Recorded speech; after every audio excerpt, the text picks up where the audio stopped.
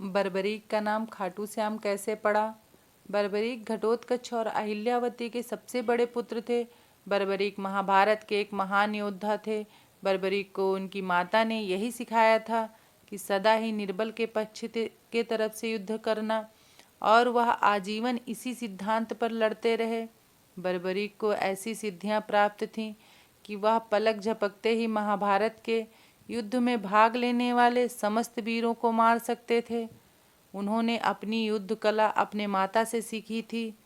कई वर्षों तक महादेव की घोर तपस्या करके उन्हें प्रसन्न किया और भगवान शिव शंकर से 3 अवैध बाण प्राप्त किया।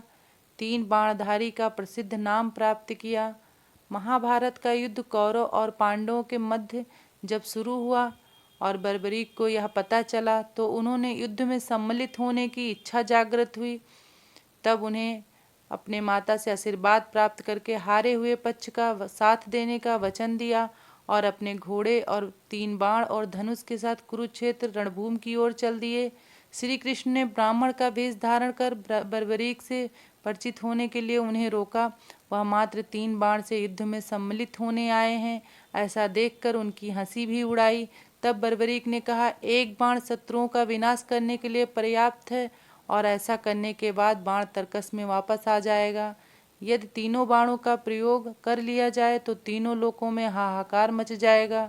तब श्री कृष्ण ने उन्हें चुनौती दी और पीपल के पेड़ के सभी पत्रों को भेद कर दिखाओ, ऐसा कहा, जिसके नीचे वह दोनों खड़े थे।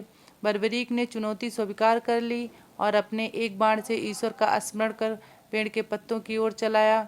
क्षण भर में पेड़ के सभी पत्तों को भेद दिया और श्री कृष्ण के पैर के पास तीर चक्कर लगाने लगा। तब बर्बरीक ने कहा, आप अपने पैर हटा लीजिए, वरना यह आपके पैर को चोट पहुंचा देगा।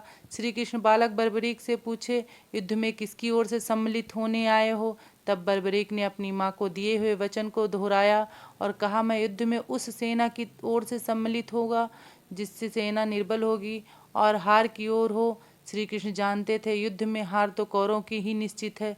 अगर इस पर बर्बरीक ने उनका साथ दिया तो परिणाम उनके पक्ष में ही होगा।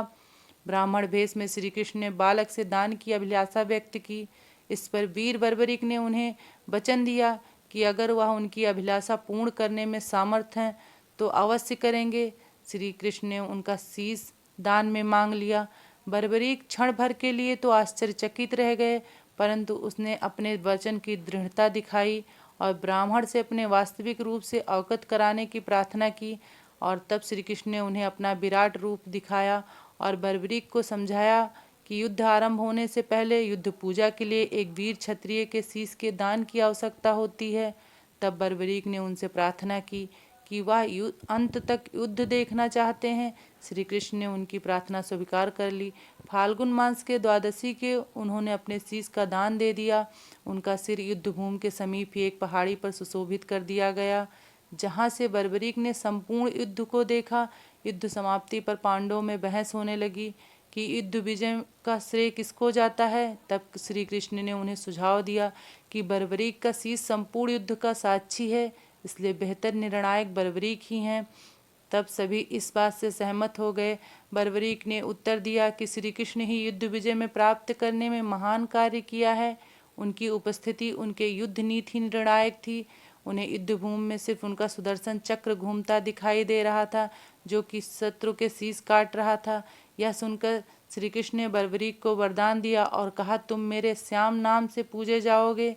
खाटू नामक ग्राम में प्रकट होने के कारण खाटू के नाम से तुम प्रसिद्धि पाओगे और मेरी सभी 16 कलाएं तुम्हारे सिर पर स्थापित होंगी और तुम मेरे प्रतिरूप बनाकर पूजे जाओगे